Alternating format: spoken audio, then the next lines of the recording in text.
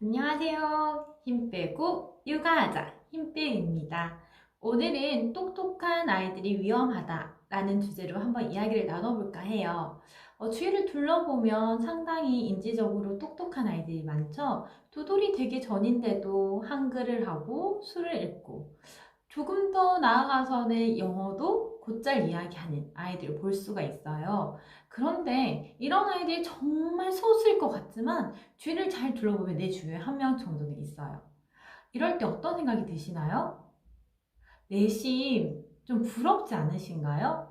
아이들이 똑똑하다라는 것을 단적으로 보여줄 수 있는 것들이 눈에 딱 드러나는 것들이 수, 한글, 영어 뭐 이런 것들을 사용하는 표현력을 보면 아이 똑똑하다라는 생각들을 많이 하시잖아요. 사실 똑똑한 게 맞고요.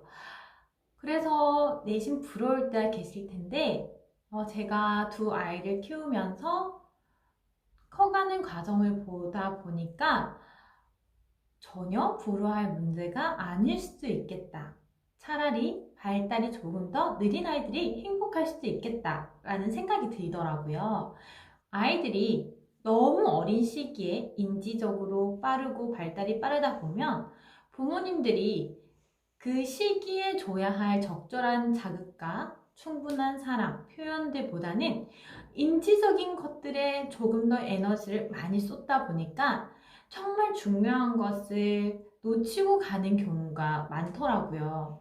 그래서 저는 사실 너무 어릴 때 발달이 다른 아이들보다 월등히 빠르다거나 말을 잘한다거나 표현력이 너무 좋은 아이들을 조금 걱정스럽고 우려스럽게 보는 편이에요. 그렇다면 제가 영유아기 때 이렇게 발달이 월등히 뛰어난 아이들을 염려하는 이유, 그리고 이 시기에 가장 중요한 것이 무엇인지, 놓치지 말아야 할 것이 무엇인지에 대해서 한번 이야기를 드리도록 하겠습니다. 모두들 정말 잘 알고 계시겠지만 0에서 36개월까지는 부모님과 아이의 기본적인 신뢰감과 안정적인 애착 형성이 무척 중요해요. 모두들 너무 잘 알고 계시겠지만 사실 그 아이를 키우는 당시에는 정말 힘들다. 언제 크지? 라는 생각이 들지만 다 키워놓고 나면 그 시간은 절대 돌아오지 않더라고요. 인지적인 자극은 아이들이 기본적으로 부모의 신뢰감이 형성되고 안정적인 애착이 형성된 뒤에 충분히 자극을 주어도 되더라고요. 저도 첫째를 키울 때는 첫째 아이가 이 세상이 전부인 것 같았고, 그리고 무척 똑똑했고, 뭔가를 하나를 던졌으면 그거를 다 몸으로 머리로 습득해서 표현해내고, 그런 것들을 똑똑하다 생각하면서도 너무 당연하게 생각했고, 그래서 아이가 이 정도의 자극이 주어지면 이렇게 반응하니까 그 다음 단계는 이만큼을 한번 해볼까? 뭐 이렇게 단계 조절도 해줬던 것 같아요. 그러면서 아이가 하는 것에 있어서 충분히 잘하고 있어 라는 마음도 있었지만 내심 다른 아이들보다 요만큼? 요만큼? 조금 더 뛰어나면 어떨까? 뛰어난 건 아닐까? 이런 마음으로 아이가 똑똑하길 바라면서 인지적으로 빠르길 바라면서 아이를 키웠던 것 같아요. 그런데 막상 아이가 다 크고 나니까 어떤 생각이 드냐면 내가 그 시간에 그 시간 동안 인지적인 자극을 주기보다는 한 번 더 안아주고 인지적인 자극을 주려고 에너지를 쏟아서 할 수 없었던 내 마음에 없었던 여유를 차라리 인지적인 자극을 좀 멀리하고 멀리서 아이를 바라보면서 아이의 있는 그대로를 사랑해줄 수 있는 마음의 여유가 있었다면 이 아이가 조금 더 편안한 영유아 시기를 보내지 않았을까라는 생각이 드는 거예요. 36개월까지 아이를 한번쯤 키워보신 분들은 아실 거예요. 아이들이 때를 쓰는 시기도 비슷하고 고집을 부리는 시기도 비슷하고 말을 하는 시기도 비슷하고 배변 훈련을 하는 시기도 비슷해요. 이게 비슷하다는 뜻은 뇌의 발달이 그렇게 간다는 뜻이에요. 뇌의 발달이 일정한 순서가 있고 체계적으로 그 순서대로 발달을 밟아가기 때문에 모든 아이들이 비슷한 경험을 하게 되는 거예요. 그렇게 크는 거고요. 그러면 이때 내가 주어야 할 진짜 자극은 무엇인가? 를 생각해 보시면 정말 그때 줘야 할 진짜 자극은 아이가 스스로 하고자 하는 것을 인정해주고 할 수 있도록 시도할 수 있도록 격려해 주는 거더라고요. 그게 뭐냐면 아이가 첫 번째 숟가락질을 할 때 흘려도 돼요. 흘려도 돼. 흘리면서 먹어야 안 흘리고 먹는 방법을 아는 거예요. 그런데 대부분의 부모님들이 흘리면 닦는 게 귀찮으니까 떠먹여 주는 거예요. 그러면 아이는 첫 번째 자기의 시도를 인정받지 못한 거예요. 그러면 아이는 스스로 먹는 것에 대한 성취감이 없을 수밖에 없겠죠. 그리고 아이가 조금 더 크면 스스로 양말을 신고 옷을 입고 머리를 한번 감아보고 뭐 이런 경험들을 하기를 원할 거예요. 이럴 때 아이들이 실수하고 못하고 시간이 오래 걸리더라도 부모님들께서는 그래 스스로 한번 해볼래? 자 그러면 양말구멍에 발가락을 한번 넣어보자. 자 엄지손가락 검지손가락으로 양말을 쭉 잡아당겨서 한번 넣어볼까? 우와 넣었어. 뭐 이런 느낌의 그런 격려들과 그런 자극들이 충분히 주어진 아이들은 자신이 하는 것에 있어서 자신감도 생기고 난 뭐든 할 수 있는 아이야.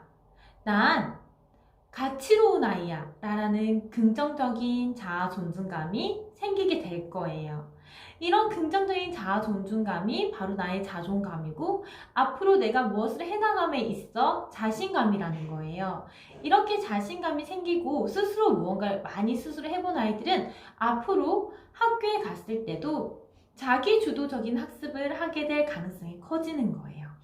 그런데 이때 너무 인지적인 거에만 매달려서 아이가 말을 하기 시작하면 말에 대한 자극을 더 주기 위해서 책을 더 많이 읽어주고 그리고 아이들이 보는 것에 있어서 많은 것들을 받아들이기 때문에 아이들에게 체험이라는 명목하에 너무 많은 것들을 데리고 다니면서 인지적으로 주입시키는 것들 저는 정말 위험하다고 생각을 해요. 요즘 이런 말이 있더라고요. 아파트를 건축하기 시작하는데 인테리어를 하는 것과 똑같다. 이 말을 듣는데 그래 그럴 수도 있겠다. 우리가 지금 그러고 있거든요. 아이는 이제 기본을 다지기 위해서 차근차근 다져서 올라가고 있는데 우리는 이 아이의 기본을 다져서 그 위에 더 튼튼한 집을 짓게 하기보다는 겉에 보이는 인테리어, 누군가 봤을 때 예뻐 보이는 것들, 화려해 보이는 것들에만 너무 집중되어 있는 게 아닌가. 그래서 아이에게 정말 주어야 할 것을 주지 못하고 겉으로 보이는 거, 그냥 아이가 표현하는 거. 그래서 아이들이 이 시기에 진짜 받아야 되는 진짜 사랑이 아니라 엄마는 진짜 사랑이라고 하고 주고 있지만 아이들은 가짜 사랑을 받고 있는 게 아닌가. 이렇게 가짜 사랑을 받은 아이들이 컸을 때 과연 건강한 아이로 성장할 수 있을까라는 생각이 들더라고요. 그래서 이 영상을 보시면 한 번쯤 생각해 보셨으면 좋겠어요.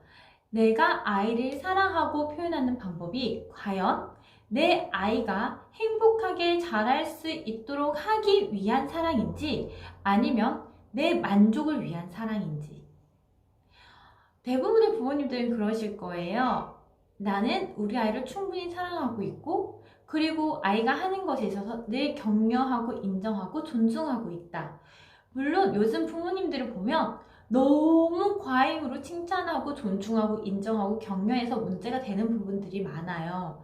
그런데 제가 지금 말씀드리는 건 아이의 자율성, 자기 주도성을 과연 인정하면서 아이가 내 뜻대로 엄마 내가 이거 해볼래요. 이거 시도해봐도 돼요? 라고 했을 때 그래 그거 시도해봐. 얼마든지 나는 귀찮아도 돼. 그리고 겉으로 드러나는 것보다 너 스스로 느끼는 만족감이 더 중요하지 라는 생각으로 아이를 사랑하고 있는지 정말 생각해 보셨으면 좋겠어요. 특히 첫